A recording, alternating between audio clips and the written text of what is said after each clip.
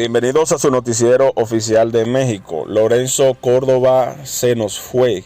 Noticiero oficial de México. Actualidad informativa al alcance de todos. Noticias reales al instante. Lorenzo Córdoba se va. En diciembre se publicará la convocatoria para seleccionar nuevos consejeros del INE. Además, el tiempo de Ciro Maruyama en el Instituto Nacional Electoral llegó a su fin. Ignacio Mier Velasco, presidente de la Junta de Coordinación Política Jucopo de la Cámara de Diputados, anunció que la convocatoria para seleccionar a 4 nuevos consejeros o consejeras del Instituto Nacional Electoral INE se publicará el 13 de diciembre. Cabe recordar que Lorenzo Córdoba ha estado envuelto, señores, en diferentes casos explosivos, así como lo han escuchado. Ya la Junta ha anunciado que muy pronto, en el 13 de diciembre, serán seleccionados o anunciados los nuevos procesos para elegir a los encargados del INE. Lorenzo Córdoba, consejero presidente, será uno de los que será destituido. Durante una breve declaración a medios de comunicación, el también líder de la bancada del Movimiento Regeneración Nacional Morena explicó este miércoles 30 de noviembre que la convocatoria sale el 13 de diciembre. El proceso inicia el 15 de ese mismo mes y el proceso termina el 30 de marzo del 2023 para que después el Congreso de la Unión pida la protesta de los consejeros seleccionados. Yo creo que el 13 de diciembre sale la convocatoria. Se realiza la integración del comité técnico y los lineamientos para la selección de quienes aspiren a ser consejeros. Así está establecido en la ley. Tienen que emitirse las 3 cosas. Cabe recordar que el 3 de abril del 2014 Lorenzo Córdoba rindió protesta como consejero presidente del recién formado INE, pues en ese año se aprobó la reforma electoral que transformó al Instituto Federal Electoral IFE en el organismo que es hoy en día. Además, el puesto de consejero presidente se ejerce por 9 años, de tal modo que el también profesor de la UNAM deberá de retirarse de su cargo después de este proceso que anunció el diputado de Morena. Además de anunciar la convocatoria de nuevos consejeros electorales, Mier Velasco aseguró que el plan B de la reforma electoral del presidente Andrés Manuel López Obrador ANLO ya se está cocinando y que se tienen grandes avances en la misma. Esto ante el probable rechazo de la reforma constitucional que se discutirá el martes 6 de diciembre. Durante el chacaleo, el político fue cuestionado sobre la celeridad de esta iniciativa que se pretende modificar las leyes secundarias, a lo que dijo que no hay prisa, pues se tiene de tiempo límite para ser presentada a principios de abril del 2023. Esto para que cuando entre en vigor aplique para las elecciones del 2024. Comparte, suscríbete, dale like, activa la campanita para que te lleguen las notificaciones. Nos vemos en un próximo video. Yo creo que lo mejor ha sido la recuperación económica. Es que si, lo dije ayer, no tuviésemos una inflación de 8.1, sino de 13, sí estaríamos más preocupados. De todas maneras, en lo económico, ese es el tema principal de atención, en el que baje la inflación, pero al mismo tiempo está creciendo la economía, crece en términos reales el salario, crece la inversión extranjera, se mantiene estable el peso, no hay devaluación. Entonces, yo diría que este año lo mejor ha sido la recuperación económica, porque lo de el bienestar fue desde que iniciamos. Ahí ya va caminando. También en el caso de la economía, y ayer lo reconocimos, ha ayudado mucho el incremento en las remesas, lo que envían nuestros paisanos. Estamos estimando 60,000 millones de dólares para este año. Es una cantidad récord, pero además la principal fuente de ingresos del país. Por eso el reconocimiento ayer a nuestros paisanos, migrantes. Y acerca del salario, pues está en pláticas. Lo ideal es que se acuerde por consenso, que lo acepte el sector empresarial, el sector obrero, y haya acuerdo con el gobierno. Y dije que ronde alrededor del 20. Vamos a ver. Sí, sí hay voluntad. Les recuerdo que en 4 ocasiones que han habido aumentos, en 3 ha sido por consenso. Solo un caso fue el voto del gobierno y de los trabajadores, y no participaron los empresarios. Solo en una ocasión, porque también ya se rompió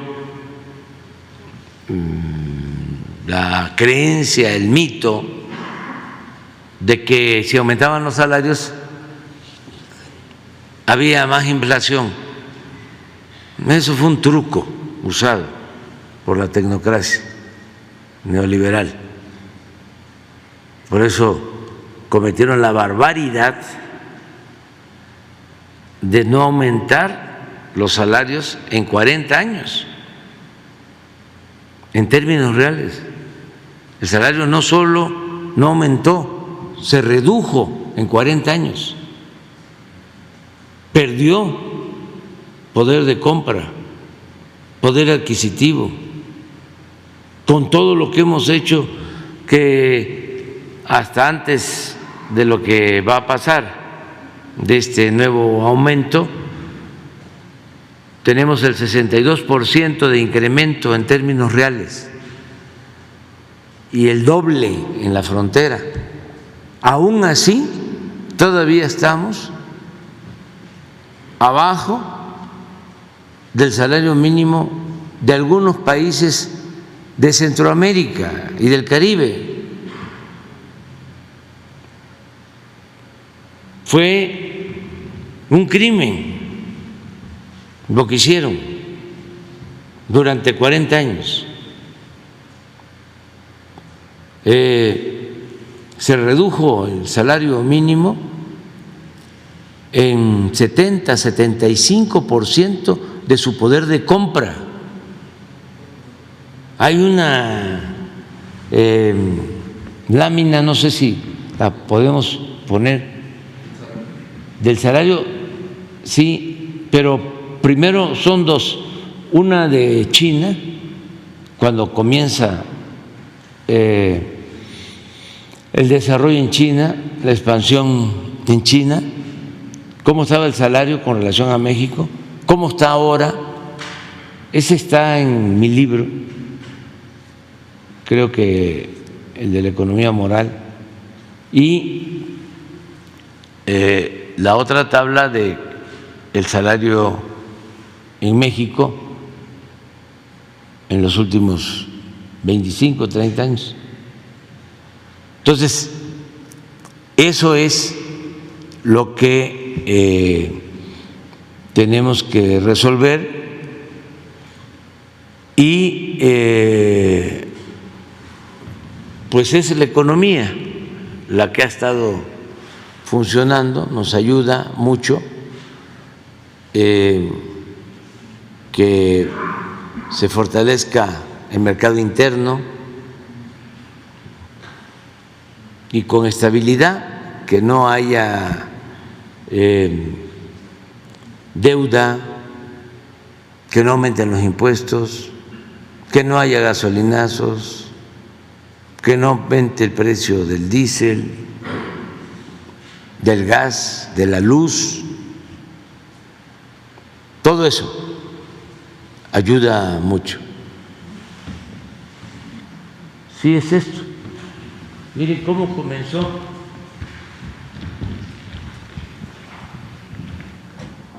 Este es en el 2000. Aquí estaba el salario en China y ese es el de México.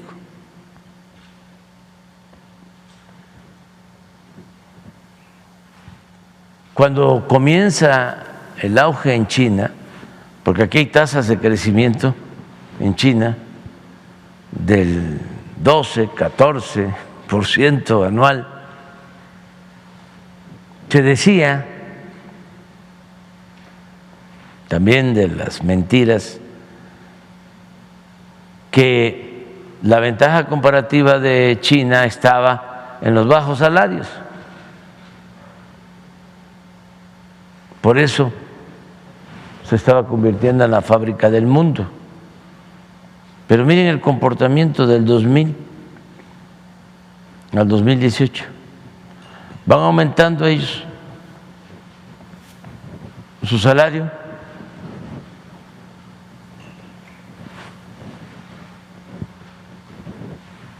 Y en México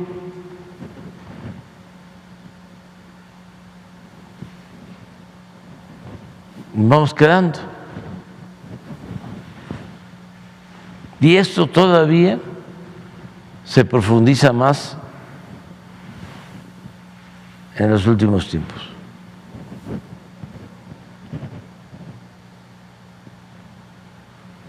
Ahora, ¿por qué no pones la... ¿Sí? Eso es lo que pasó. Imagínense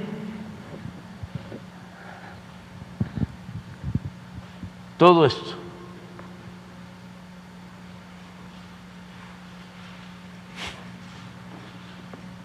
Pero más con inflación.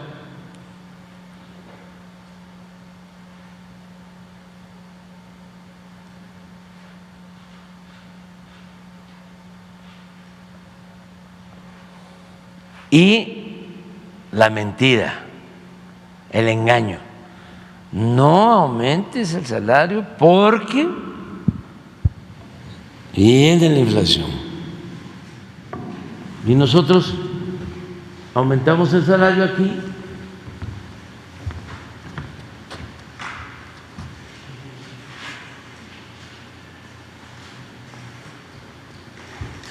y no llegó la inflación. Es hasta el 22 por la guerra Rusia-Ucrania, que es inflación mundial.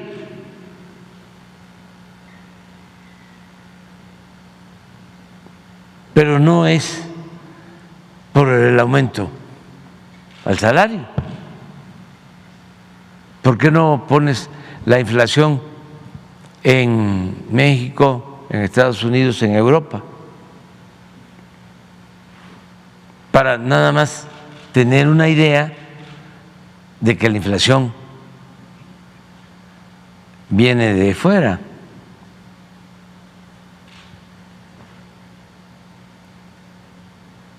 Entonces esto es, la verdad, lo que más ha ayudado.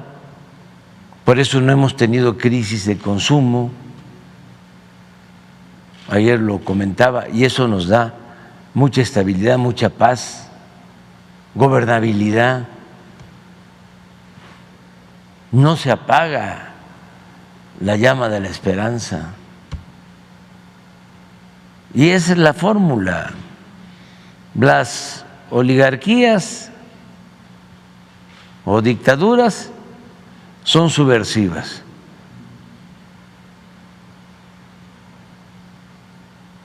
Agitan, producen rebeldía. El porfiriato condujo a la revolución. Entonces no me vengan con el cuento de que fue bueno el porfiriato. Vayan a engañar. Más lejos. ¿Cómo va a ser buena la esclavitud? ¿Cómo va a ser buena la antidemocracia, la dictadura? Y en el caso de las democracias, que esa es la otra lección, solo pueden tener éxito si se atiende al pueblo. Porque una verdadera democracia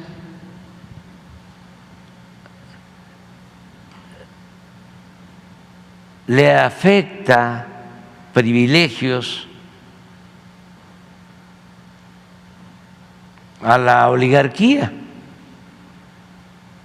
porque la democracia es el gobierno del pueblo, para el pueblo y con el pueblo.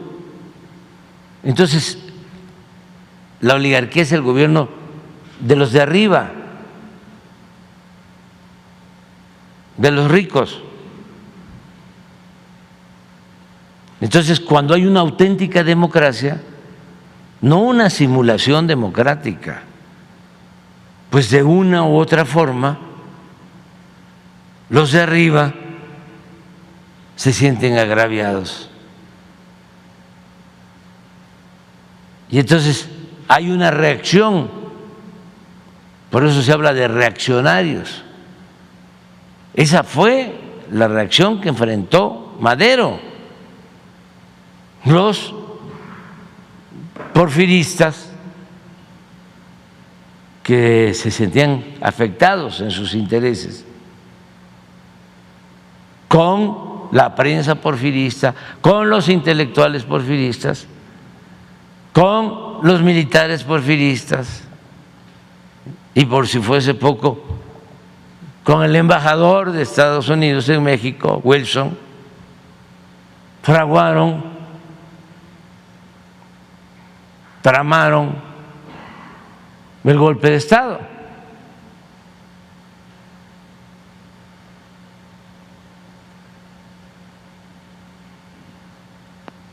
¿Qué faltó para que los ideales democráticos de Madero triunfaran? Siendo él un hombre excepcional, uno de los mejores dirigentes de México y del mundo, un hombre puro, casi santo. ¿Qué le faltó? ¿O no pudo hacer? Aliarse con el pueblo, aliarse con los campesinos, zapatistas, aliarse con los obreros, construir una base social que lo respaldara en su propósito de establecer una auténtica democracia en el país. Entonces, como no pudo, o las circunstancias no se lo permitieron, pues fue derrotado por la oligarquía, que sí se articuló, se unieron todos en contra de él. Entonces, ¿cuál es la lección?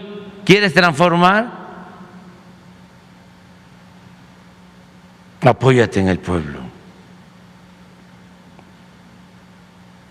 Y de manera sincera, apoya al pueblo, profésale amor al pueblo y si estás con el pueblo vas a tener respaldo y si te pueden venir encima como Jauría, no pasa nada. Es tu ángel protector, es tu escudo, es tu detente.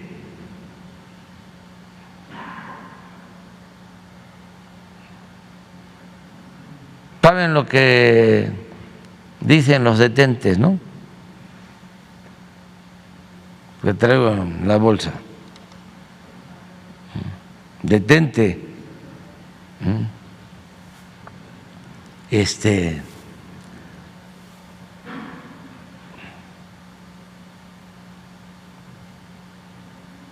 Enemigo, detente.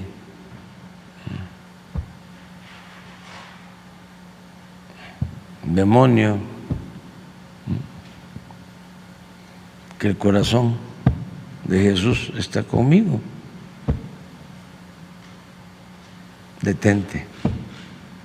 Pero es el pueblo, el detente, es la gente. Entonces, esto, por ejemplo, esto no sucedía, porque por lo general la inflación en México siempre era superior a Estados Unidos, pero con bastante proporción. Y llegó a estar la inflación en Estados Unidos arriba que la nuestra, pero ya ellos han tomado medidas, sobre todo aquí, en el manejo energético. Esto lo bajaron porque los tecnócratas, con todo respeto, neoliberales, les cuesta mucho aceptar que es necesario el subsidio, no de manera generalizada, pero sí cuando se trata de proteger la economía popular. Por ejemplo, el aumento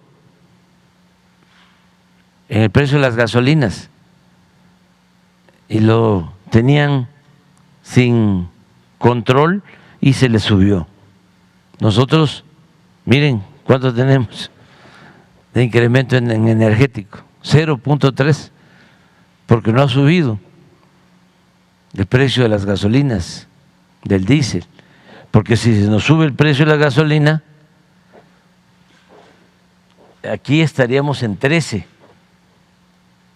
Esta fue una decisión que tomamos en su momento que nos funcionó. Aquí es donde tenemos el problema nosotros. Alimentos, también por lo mismo, porque dejamos de ser autosuficientes en alimentos, en fertilizantes. Se abandonó el campo. Lo que se hizo también en el sector energético, nada más que aquí hemos avanzado más en el rescate del sector energético y por eso tenemos más control sobre el precio de las gasolinas, del diésel, incluso de la luz. Imagínense si no hubiésemos hecho nada. Cuando llegamos ya, la Comisión Federal de Electricidad solo generaba el 35% de toda la energía que se consume en el país. Ya 65% lo tenían las empresas particulares, extranjeras. Y los precios hacia arriba. Ahora, pues ya es distinto, ya vamos en el 48, 50%, y vamos a dejar 54, 46, que también es un afán de tener todo el control, de sentirse dueños de México. El acuerdo que les propuse fue, a ver, 46% ustedes, 54% la Comisión Federal de Electricidad, que es una empresa pública y es la que abastece a todos los hogares y es la que aporta el subsidio. No se puede destruir. Les dije, 46% del mercado de la energía eléctrica para particulares, nacionales y extranjeros es todo el mercado de Argentina. Pero no, estos quedaron mal acostumbrados y no tienen llenadera. Entonces, por eso les estamos poniendo un alto legalmente. Nos ha costado muchísimo, porque cuando llevaron a cabo la reforma energética, crearon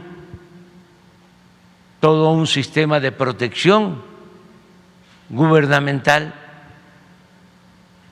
Hay hasta juzgados que los defienden, jueces que los amparan. Nos costó, bueno, los legisladores del conservadurismo le enseñaron el cobre y en vez de defender la Comisión Federal de Electricidad, defendieron Iberdrola de España y las empresas extranjeras. Y en el Poder Judicial lo mismo, en la Suprema Corte. Estaba yo así.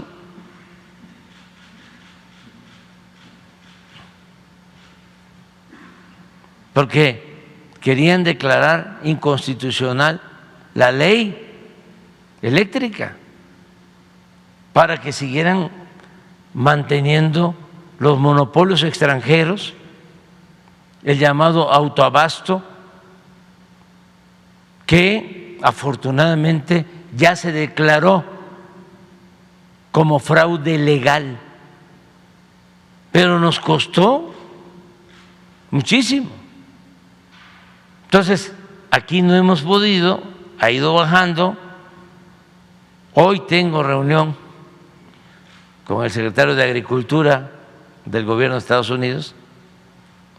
Vamos a tratar asuntos relacionados con esto, pero este es Estados Unidos, ya bajaron, estaban más altos, y Europa sí está complicada, porque ese es el promedio. Pero miren, energéticos. En Europa. Aún así, en alimentos,